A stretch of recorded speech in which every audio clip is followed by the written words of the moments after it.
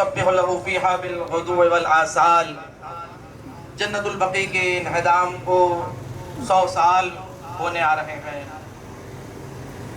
اور جنت البقیع کی تعمیر کے لیے احتجاج کرنا اور اس کی انہدام پر مذمت کرنا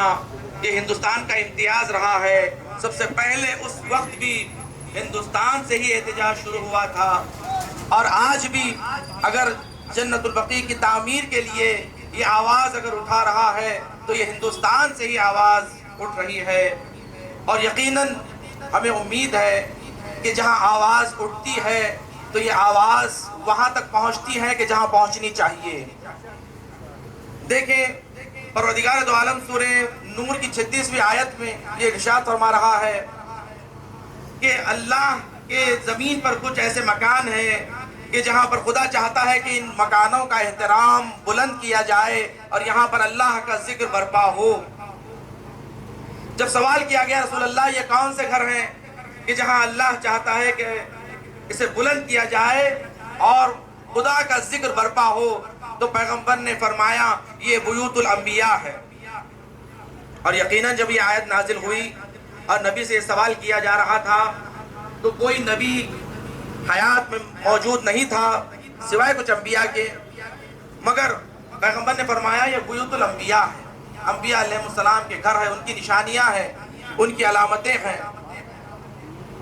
تو ایک صحابی نے سوال کیا رسول اللہ کیا ان گھروں میں علی و فاطمہ کا گھر بھی شامل ہے؟ تو پیغمبر نے فرمایا افضلھا، بہترین گھروں میں سے ان کا گھر شامل ہے، یعنی اہل بیت علیہ السلام کا جو مقام و مرتبہ بتایا گیا ہے انبیاء علیہ السلام سے بلند تر مقام ہے، ان کا احترام باقی رکھیں۔ دیکھیں آج جو اہل بیت علیہ السلام کی قبور کے لیے احتجاج ہو رہا ہے، ہم اہل بیت کے چاہنے والے، بلکہ نہ صرف اہل تشیع بلکہ ہر مسلمان کو احتجاج کرنا چاہیے، کیونکہ جنت البقیع میں صرف اہل بیت کی ہی قبریں نہیں بلکہ اصحاب کی بھی قبریں ہیں، ازواج رسول کی بھی قبریں ہیں، فرزند رسول کی بھی قبریں ہیں، کہ جو لوگ اصحاب کا دم بھرتے ہیں وہ کہاں ہیں کہ آج ان کی قبروں کو منہدم کر دیا گیا؟ وہ کیوں آواز نہیں اٹھاتے؟ نہ صرف مسلمان بلکہ ہر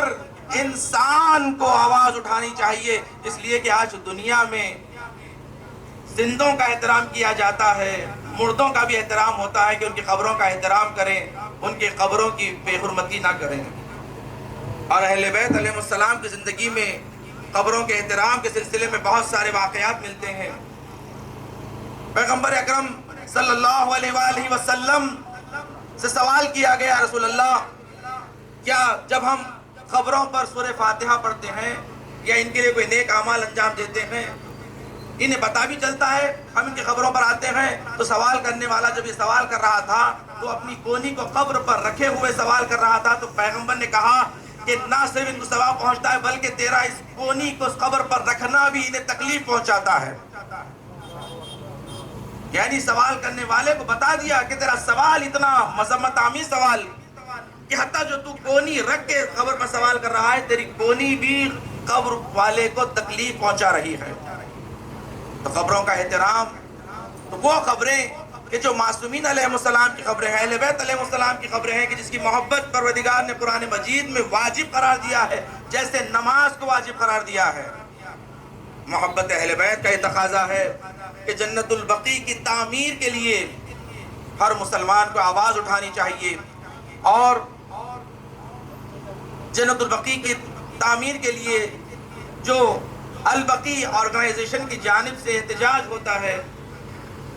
اور یہ 100 سالہ احتجاج جو ہو رہا ہے، اور اس پیمانے پہ کہ جہاں پر جو ہارٹ آف دی سٹی ہے وہاں پر جا کر احتجاج کو درج کرانا چاہیے تاکہ ہمارا پیغام ساری دنیا کو پہنچے۔ یہ ہمارا پیغام کہ اس لیے کہ ہم جو احتجاج کر رہے ہیں یہ آل رسول کی قبروں کی بے حرمتی جو ہو رہی ہے، اور آج تک جن قبروں پر سایہ نہیں ہے ان قبروں کی تعمیر کی جائے۔ تو پروردگار کی بارگاہ میں دعا گو ہے کہ پروردگارہ ہماری گنہگار آنکھوں کو جنت البقیع کی تعمیر دیکھنا نصیب فرما، اپنی حجت کے ظہور میں تعجیل فرما، ہمیں امام کے اعوان و انصار میں شمار فرما۔ وصلی اللہ علی سیدنا محمد وآلہ الطاہرین۔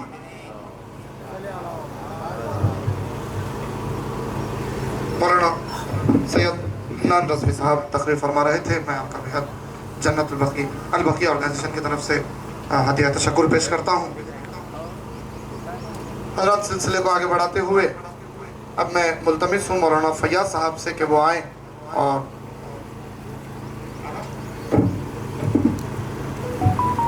تاکہ جو اطراف ماحول ہے